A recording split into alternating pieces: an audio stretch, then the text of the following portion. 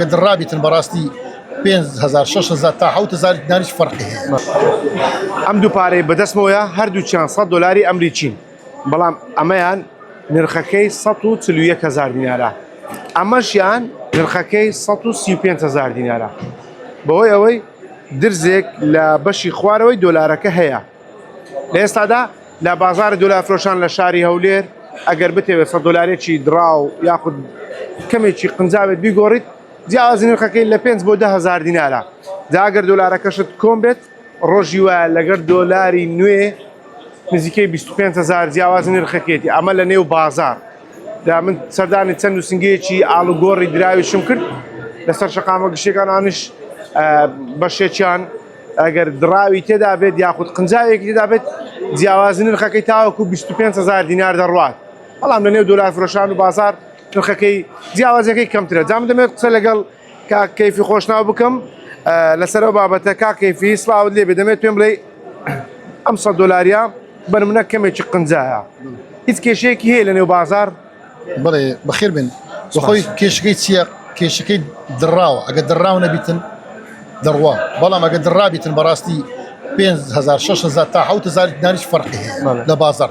بەڵام ئەم علاقم بە دەرێدانیە بە ئیسکان و یاخود شوێنەکانی کە لەوانی ئەوان 10,000 15,000 دەن فەرق جوایز وەگرتن. ئەوەش قسەم لەگەڵ چەندیان کردە لە تا 25,000 فەرقە. ئێوە زەمیر خۆیتیان بەڕاستی ئەوان حەقا زەمیر خوا مرتاعکەن، یعنی بۆ لە ناو دۆلار فرۆشان 6,000 دینار فەرقە بۆ لەوێ 25,000 دینار. ئەو خەڵکەی با نەستە لایوان بێتە ناو دۆلار فرۆشان بە 6,000 دینار بۆ 7,000 دینار فەرقی هەیە. باشە کاک کەیفی، هۆکار چییە؟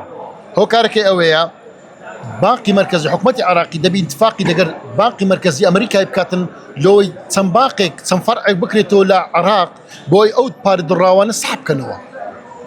یعنی ئەگەر ئەو پارە دڕاوانە بانقێک لە هەرێمی کوردستان هەبی لە هەولێر هەبیتن، بانقێک لە بەغدا هەبی، یەک لە بەسرا هەبیتن، خەڵک پێویست ناکاتن ئەو پارە دڕای بە زەرب فرۆشتەوە. دەباتە ئەو باقی ئیسلام دەکات دەرکاک ئەو پارەمان لێ دڕاوە بۆمان بگۆڕن پارەشی نوێیان دەدەنێ و بەدەلی تووشی زەرە نابن.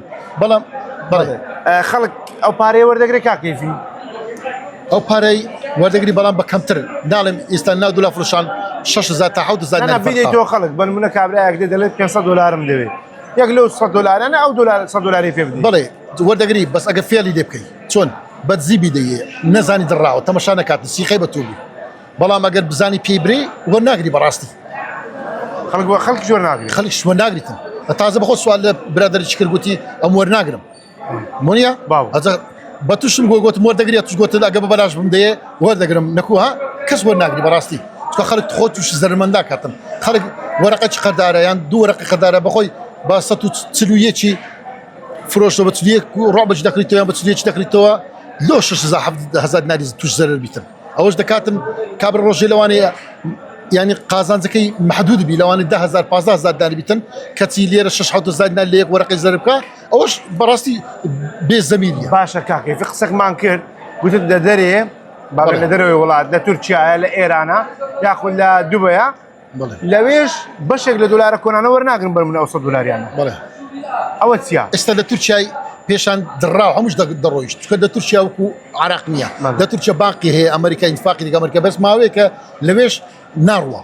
یعنی خەڵکانێکەیە ئێستا فێر بووە پێشش نەفرن ئەو پارە دڕایانە وەردەگرنەوە لە تورکیاش بە فەرق دەڕواتن، پێشان سەر بەسەر دەڕۆیشت، بەڵام ئێستا ئەوش بە فەرق دەڕواتن خەڵک وەرناگریتن. ئەو جەلەوێش هەموو شتێک بوویتە توجارەت، یعنی ئەگەر توجارەت بیتن خەڵک بۆی قازانج باتن ناچی پارەی دڕاوەگریتن بچیتن لە باقیەوە دکاتن. ئەوە کاریگەری لێ نرخی ناوخۆش کردی لێرە؟ بەڵێ ئەی چۆن هەتووە ئەگەر دەفتەرێک دڕات پێ بیتن تقریبا 600 دینار بۆ 800 دیناری فەرقی هەیە دەگەر سەر بەسەر بیتن بەڕاستی ئەوەش ینی خەڵکانێکی دەفتەرێکی دەنێ ئاگالێ نییە نازانی دڕایە لە دەفتەرێکی 5 وەرەقە 2 وەرەقەی دڕاوە تقریبا 600 دینار دەکاتن کابرا تووشی زەر دەبی وەرەقەی زەر لە دەفتەرشی ئەوەش ناخۆشە بەڕاستی بۆ نەفرە لەوانەیە سیارەی فرۆش بیان خانووی فرۆش بیان شتێکی فرۆش بتن وەرەقەی دڕات دەبێت لە بازاری بە زەرر فرۆشتەوە. زۆر سپاس کاک کەیفی خۆشناو.